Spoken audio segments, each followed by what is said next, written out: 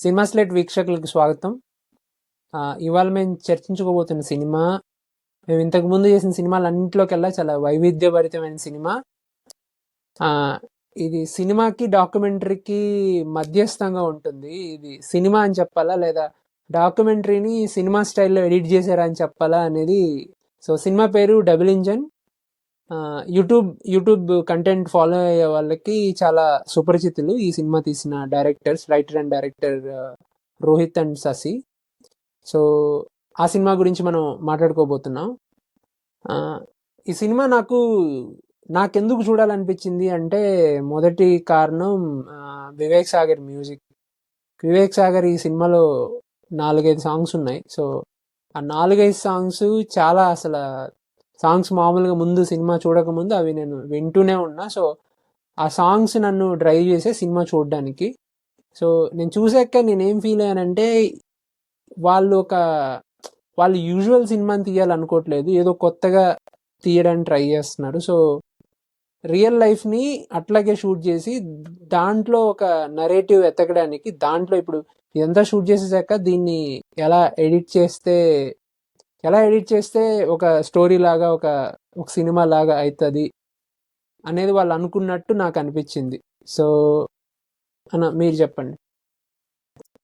నేను రమేష్ మాటలతో పూర్తిగా ఏకీభవిస్తాను. సో స్టాండర్డ్ సినిమా టెంప్లెట్లో ఉండే సినిమా కాదు ఇది. అంటే ఇట్లా తీయాలా, నెక్స్ట్ సీన్ ఇట్లా రావాలా, అలా ఉండదు.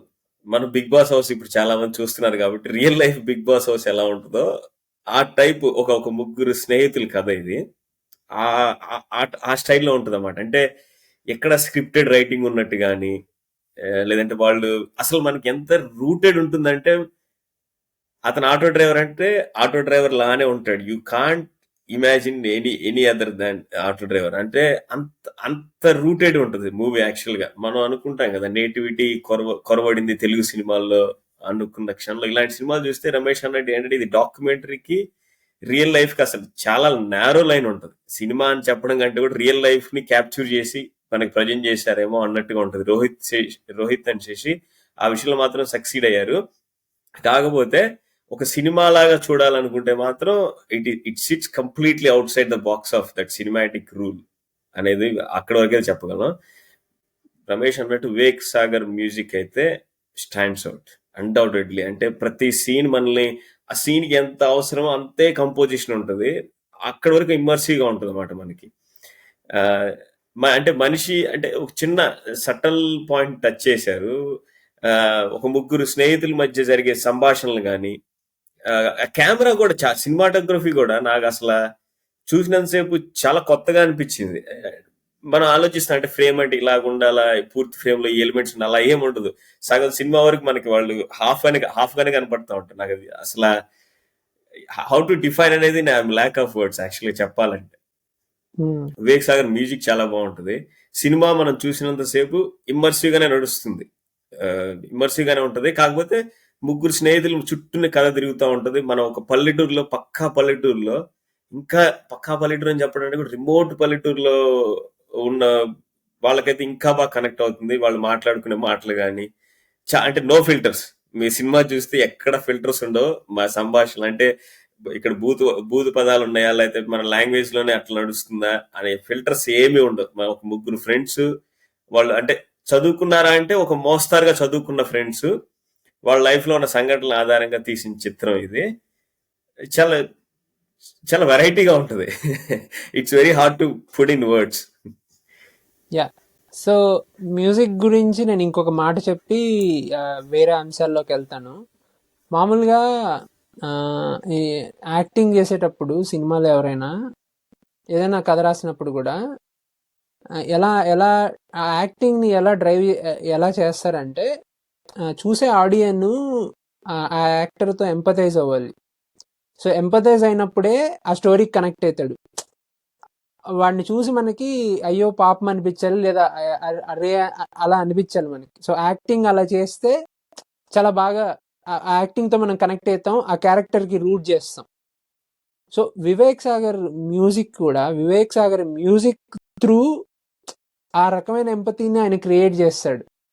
దీంట్లో ఒక సాంగ్ ఉంటుంది, పల్లెటూరి పిల్లగాడ అని ఒక సాంగ్ ఉంటుంది.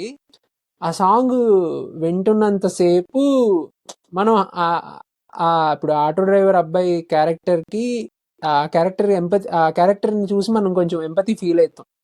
So Yeah. యాక్టింగ్తో యాక్టర్స్ ఇంకా సినిమాటోగ్రఫీతో ఎలా చేస్తారో వివేక్ సాగర్ ఆయన సాంగ్స్తో, అది ఇంటెన్షనల్ అన్ఇంటెన్షనల్ తెలియదు, నాకు అర్థమైంది ఏంటంటే వివేక్ సాగర్ ఆయన సాంగ్స్తో కూడా ఒక రకమైన ఆ క్యారెక్టర్స్ మీద ఒక ఎంపతిని మనకి క్రియేట్ చేయడంలో చాలా వరకు సఫలీకృతం అయ్యాడు అని అనుకోవచ్చు. ఈవెన్ నాట్ ఓన్లీ ఈ సాంగ్ మాత్రమే, ఈ పాట మాత్రమే కాదు, ఈవెన్ ఇది ఈ నగరానికి ఏమైందిలో కూడా కొన్ని సాంగ్స్, ఈవెన్ పెళ్లి చూపుల్లో కానీ ఆ సాంగ్స్ అన్నిట్లో కూడా ఒక సోల్ ఉంటుంది. మామూలుగా బీట్స్ అవన్నీ కాకుండా వివేక్ సాగర్ మ్యూజిక్లోనే ఒక సోల్ ఉంటుంది. సో అందుకనే వివేక్ సాగర్ పాటలు అంత ఏమంటాను నేను, అంత చాట్ బస్టర్స్, యూట్యూబ్లో మిలియన్స్ వ్యూస్ అలా రాకపోయినా కానీ నువ్వు సినిమా చూసినప్పుడు ఆ కథని ముందుకు తీసుకెళ్లడంలో, ఆ కథలో ఉన్న ఎమోషన్ని ఆడియన్స్కి కనెక్ట్ చేయడంలో వివేక్ సాగర్ పాటలు చాలా చాలా ఒక ముఖ్య పాత్ర మాత్రం పోషిస్తాయి. ఈ సినిమాలో ఇంకో విషయం ఏంటంటే ఎడిటింగ్ మామూలుగా సినిమాలో అక్కడక్కడ అంటే ఒక రకమైన టెన్షన్ క్రియేట్ చేయడానికి లేదా ఒక రకమైన ఫైట్ సీన్లోకి వెళ్ళినప్పుడు ఎడిటింగ్ ఒక రకమైన స్విచ్ ఉంటుంది. ఎడిటింగ్ అప్పుడు వరకు ఒక నార్మల్ ప్లెయిన్ ఎడిటింగ్లో పోయింది, యాక్షన్ సీన్ ముందు నుంచి యాక్షన్ సీన్ అయ్యేంత వరకు ఎడిటింగ్ ప్యాటర్న్ మారుద్ది. ఎడిటింగ్ ప్యాటర్న్ మారడం వల్ల మనం ఆ టెన్షన్ ఫీల్ అవుతాం.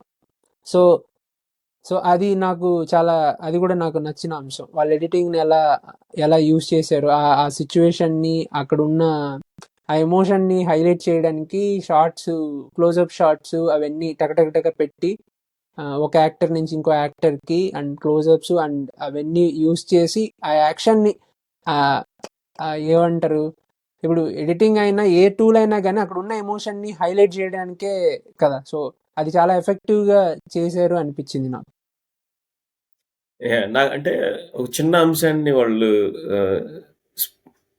స్పర్శిస్తూ అంటే మనిషి బతికేది ఆశ పైన, ఆశ తాలూకు ఊహల పైన, ఈ రెండింటిని ఆధారంగా చేసుకుని మనం బతుకుతాం. అంటే ఇలా జరిగితే ఎలా ఉంటుంది, ఒక లాటరీ టికెట్ తగిలితే మనం ఏమేం చేయొచ్చు, ఓకే, కానీ అది జరగచ్చు జరగకపోవచ్చు, కానీ లైఫ్ రియాలిటీ అనేది ఒకటి ఉంటుంది. సో ఈ రెండు పాయింట్స్ ని బ్యాలెన్స్ చేస్తూ ఒక చిన్న ఉత్కంఠం రేపు ఆ డబుల్ ఇంజిన్ సినిమా స్టోరీ కూడా బ్యాక్ ఫ్రంట్ నడుస్తూ ఉంటుంది.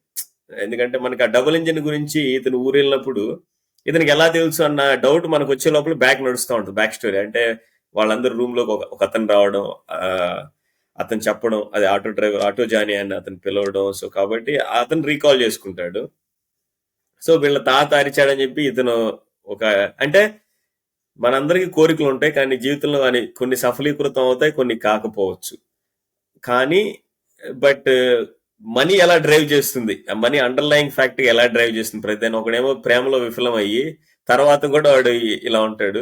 కొన్ని షాట్లు నాకైతే ఎస్పెషల్లీ వాడు అటాక్ చేస్తాడు వెనక నుంచి వచ్చినప్పుడు, నీళ్ళలో పడినప్పుడు ఒక బ్లాక్ స్క్రీన్ లోపలికి వెళ్ళి వాళ్ళు నీళ్ళలో పడ్డప్పుడు నీళ్ళు తడిచిపోయినట్టు నీళ్ళు ఉంటుంది. ఆ షాట్ నాకు ఎక్స్ట్రాడినరీగా అనిపించింది. నేనైతే ఎప్పుడు చూడలేదు అలాంటి వెరీ యూనిక్ షాట్ అనిపించింది నాకు. పర్టికులర్లీ ఆ సీన్ లో ఎక్కడ బ్యాక్గ్రౌండ్ మ్యూజిక్ కానీ మనకి నీళ్ళలో పడతారు, సడన్ గా బ్లాంక్ అయిపోతుంది అన్నమాట. మైండ్ లో ఒక పిక్చర్ నడుస్తుంది కదా, ఆ మైండ్ పిక్చర్ వాళ్ళు స్క్రీన్ పైకి తీసుకొచ్చారేమో అన్న ఆ విషయంలో మాత్రం ఐ షుడ్ అప్రిషియేట్ దెమ్. ఎందుకంటే ఆ thought not just Vivek Sagar, especially background sound recording వస్తుంది కదా, వాళ్ళు ఎవరు చేసిన నాకు తెలియదు, కానీ that was also very good, very true to reality, చాలా ట్రూ టు రియాలిటీ ఉంటుంది. వాళ్ళు నడిచేటప్పుడు కానీ, పాము శబ్దం వినపడ్డప్పుడు కానీ చాలా చాలా పర్టికులర్ గా ఉంటుంది. నాకు ఆ షాట్, ఈ కాన్ఫ్లిక్ట్ చూపించిన విధానం, వాళ్ళు గంజాయి తాగుతా, కొన్ని ఫ్యాసినేటింగ్ సీన్స్ కూడా ఉంటాయి. అంటే వాడు లిటరల్ గా ముగ్గురు పోకిరీ ఫ్రెండ్లు ఉంటే వాళ్ళు ఎట్లా బట్లే అట్లా మాట్లాడుకుంటారు, అది స్క్రీన్ పైకి తీసుకొచ్చారు వాళ్ళు. అది కొన్ని సీన్లు ఏంటంటే మనకి సినిమాకి ఉన్నట్టే ఉంటాయి, కానీ అది అవసరమని మనం తర్వాత ఆలోచించుకోవచ్చు. ఎస్పెషల్లీ ఆటోలో జస్ట్ అంటే మన ముగ్గురు ఫ్రెండ్స్, ఒక పెళ్లి కాని ఫ్రెండ్స్ మాట్లాడుకున్నా, కొద్దిగా అలా జోవేలుగా ఉండే వాళ్ళు ఉన్నా అట్లా మాట్లాడుకుంటారు కదా, బట్ దాని స్క్రీన్ పైన చూపించడానికి కూడా కొద్ది క్లిష్టతరమైన విషయమే. But somehow they brought it. నాకు ఎస్పెషల్ ఆ 3 పర్టికులర్ సీన్స్ చాలా చాలా కొత్తగా అనిపించింది. ఎస్పెషల్లీ ఆ ఫైటింగ్ ఏదైతే it's completely out of the box. Yeah so so వీళ్ళందరూ నటన కూడా సో మనకి ఎక్కడా కూడా ఆర్టిఫిషియల్గా అనిపించకుండా చాలా బాగా చేశారు to be honest I can't agree more. Especially ఆ ముని యాజ్ డానీ క్యారెక్టర్ ఉంటుంది కదా, ముని యాజ్ డానీ, రాజా చైతన్య, అజిత్ మోహన్ గోపిగా కానీ, లేదా పాములు పట్టే అతను కూడా ఆయన లిటరల్ గానే ఉంటాడు రమేష్. నాకు అది ఆశ్చర్యం అనిపించింది. అసలు ఆటో డ్రైవర్ అంటే ఇక ఇతనే ఆటో డ్రైవర్, ఇంక మనం దాంట్లో క్వశ్చన్ చేసే ఇదే లేదు. వాళ్ళ ఫ్రెండ్స్ ఆడు షాప్ లో కూర్చొని తింటా వాడు అది చేస్తుంటాడు, వాడు ఒక మాదిరిగా ఇంకొక అతను ఉంటాడు కదా. సో అసలు లిటరల్ గా మన ఊర్లో ఎలా ఉంటారో ఒక ఐ డోంట్ థింక్ మేకప్ వేసారని కూడా నేను అనుకోవట్లేదు. నేనైతే ఆ మేకప్ ఎలిమెంట్ గానీ మినిమం వేసుంటారేమో, నువ్వే ఉంటావు. నాకు తెలియదు. మినిమం వేసుంటారేమో, జస్ట్ ఫౌండేషన్ అలాగా, జస్ట్ కెమెరాకి కరెక్ట్ గా ఉండడానికి, లైటింగ్ కరెక్ట్ గా ఉండడానికి. బట్ నువ్వు నమ్మ, వాడు నిద్ర లేస్తాడు చూడు, వాడు రాయేసి నిద్ర లేపిన వాడు లేచి ఆవలిస్తాడు చూడు. లిటరల్ గా మన ఊర్లో పడుకునే నిద్ర లేస్తే ఎలా ఉంటుందో నాకు అంటే అసలు ఆర్టిఫిషియల్ అనే ఎలిమెంట్ నాకు ఎక్కడ అనిపించలేదు. అంటే ఇప్పుడు కథాపరంగా మనకేంటంటే మన సినిమా అనేది ఏంటంటే ఒక మీడియం ఆఫ్ ఎంటర్టైన్మెంట్. మనం ఒక మోసకు అలవాటు పడి ఉంటాం, ఎంత కాదన్నా కూడా ఆ మోసలో కొత్తదనం కోరుకుంటాం. కానీ ఇది కంప్లీట్లీ బయటకు వచ్చేసరికి మనకి అదే నువ్వు అన్నట్టు సినిమానా డాక్యుమెంటరీ అన్న ఆ విషయం పక్కన పెడితే, కథాపరంగా నటీనటుల పరంగా, సరే కథాపరంగా కంటే కూడా నటీనటుల పరంగా there true to their choice అనిపించింది నాకు. ఇంకా ఐ కాంట్ ఇమాజిన్ వాడు కొద్దిగా పాష్ గా హైదరాబాద్ లో అమ్ముతా ఉంటాడు కదా, రాళ్ళు అమ్ముతా ఉంటాడు. వాడు ఫోన్ చేసినప్పుడు ఇది 25,000 కొనొచ్చు అన్నట్టు, అంటే మోసం చేసే వాళ్ళు ఎలాగుంటారో అలాగే ఉంటారు. ఇక అన్నట్టు అసలు ఇక దానిలో తిరగలేదు. క్యారెక్టర్ చాయిస్ బాగా అనిపించింది. క్యారెక్టర్ ప్లే చేసిన విధానం కూడా ఎక్కడ మనం డివేట్ అవ్వం, అబ్బాయి ఇది అలా అవ్వచ్చేమో అవ్వకూడదు అని చెప్పి డివేషన్ ఎక్కడ ఉండదు. Very true to rooted. ఆ విషయంలో కూడా అప్రిషియేట్ చేయొచ్చు. కానీ అంటే ఇది కంప్లైంట్ అని కాదు, కానీ నేను మొదట్లో చెప్పినట్టుగానే ఇది స్టాండర్డ్ సినిమా టెంప్లెట్ కాదు, సమస్య లేదు. సో అలా అనుకొని మనం సినిమా చూడగలిగితే it's a good movie. Correct. Also ఇంకో విషయం ఏంటంటే, మామూలుగా మన కమర్షియల్ మెయిన్ స్ట్రీమ్ ఫిల్మ్స్ లో హీరో లుక్స్ ఎప్పుడు స్టీరియోటైప్ ఇప్పుడు కదా. హీరో అంటే కరెక్ట్ గా ఫిట్ గా ఉండాలి, జుట్టు బాగుండాలి, ఇంకా ఇవన్నీ ఉన్నాయి కదా, ఇంకా కలర్ ఉండాలి, లేదా ఇవన్నీ అంటే ఫిట్గా ఉండాలి. ఇవన్నీ కూడా మెయిన్ స్ట్రీమ్ సినిమాల్లో ఇప్పుడు ఒక రకమైన రిలేటబిలిటీ లేదు కదా అందరితో. వాళ్ళు ఫిట్గా ఆ జుట్టుండి అందరూ అన్ని ఉన్న వాళ్ళు చాలా తక్కువ పర్సెంట్ మంది ఉంటారు కదా. సో కానీ వేరే వాళ్ళు అంటే ఇది రిలేట్ చేసుకునేదానికి ఇలాంటి కథలు మెల్లగా ఇప్పుడు ఇలాగ ప్యారలల్ సినిమా తీసినప్పుడు, అండ్ ఇంకా బాగా ప్యారలల్ సినిమాలు తీసినప్పుడు, ఒక టైంలో parallel cinema main stream cinema అవ్వచ్చు కొన్ని సినిమాలు. సో అలాంటి కథలు ముందుకు ఇంకా ముందుకు వెళ్ళాలి, ఇంకా వాళ్ళు ఇంకా గ్రిప్పింగ్ గా ఇంకా మంచి థ్రిల్లర్స్ తీయాలి, లేదా వాళ్ళు తీయాలనుకునేటివి తీయాలి. బట్ ఇంకా గ్రిప్పింగ్ గా మెయిన్ స్ట్రీమ్ కు దగ్గరగా సినిమాలు చేస్తారని నేను అనుకుంటున్నాను. ఆల్సో మీరు చెప్పినట్టు మీరు కమర్షియల్ సినిమా చూడాలి, ఎంటర్టైన్మెంట్ ఉండాలి అనుకుంటే ఇది ఆ రకం సినిమా కాదు. బట్ ఎస్, కొత్త రకం సినిమా, అసలు ఏం తీసారు ఏంటి ఇది అని మనం చూడాలి అనుకుంటే ఇది ఆహాలో ఉంది. సో తప్పకుండా చూడండి. అండ్ నచ్చితే అంటే మీరు డిఫరెంట్ సినిమా చూడాలనుకునే ఆ మైండ్ సెట్తో చూస్తేనే చూడగలుగుతారు కంప్లీట్గా. లేకపోతే 10 నిమిషాలకి 30 నిమిషాలకి బోర్ కొట్టేస్తుంది. బట్ జస్ట్ కొంచెం ఓపిక్గా చూడగలిగితే మీకు అర్థమవుతుంది. అంతే. అంటే మీరు సినిమా నిర్వచనాన్ని మారుస్తూ కొన్ని సినిమాలు వస్తాయి. అంటే మేబీ అది న్యూ ఏజ్ సినిమాస్ అనొచ్చు, లేదా కొత్త సినిమాలు అనొచ్చు, ఏమన్నా పేరు చేయొచ్చు, ఏమన్నా పేరు పెట్టచ్చు. కానీ కాకపోతే ఏంటంటే ఇది ఎస్పెషల్లీ ఊర్లో నుంచి మనం వస్తే ఆ క్యారెక్టర్లు మనం కళ్ళు ఎదుట చూసుంటాం. మనం ఇవి ఎక్కడ బయట నుంచి వచ్చినవి కాదు, వీళ్ళు మనం చూసుంటాం అలాగా. స్మోక్ చేసేవాడు, లేదంటే మందు తాగేవాళ్ళు. సో వాళ్ళ క్యారెక్టర్లు ఎలా బిహేవ్ చేస్తాయని చెప్పి అలా ట్రూ టు రియాలిటీ ఇంకా లైన్ గీసి మనం కొడితే ఓకే, ఇది మన సినిమా కాదు. సినిమాలో కొన్ని ఉత్కంఠం కలిగించే సన్నివేశాలు అంటే వాళ్ళు డబుల్ ఇంజిన్ వెతకడం, దాని గురించి వెతకడం కానీ, అంటే దొరుకుతుందా లేదా ప్రేక్షకుడిగా మనకు ఉత్కంఠత కలిగిస్తుంది. కానీ కాకపోతే ఏంటంటే ఒక సినిమా నెరేషన్ లో ఓకే ఇక్కడ పాట రావాలేమో, బట్ వివేక్ సాగర్ మ్యూజిక్ అయితే ఎక్స్ట్రాడినరీ. దానికోసం అయితే మనం ఒకసారి ఈజీ వాచ్ చూడొచ్చు. సో ఇది నచ్చుతుందా నచ్చదా అనేది వెరీ నైఫ్ ఎడ్జ్ చెప్పడం, బట్ వన్ టైం అయితే వర్త్ వాచ్ అనిపించింది మాకు.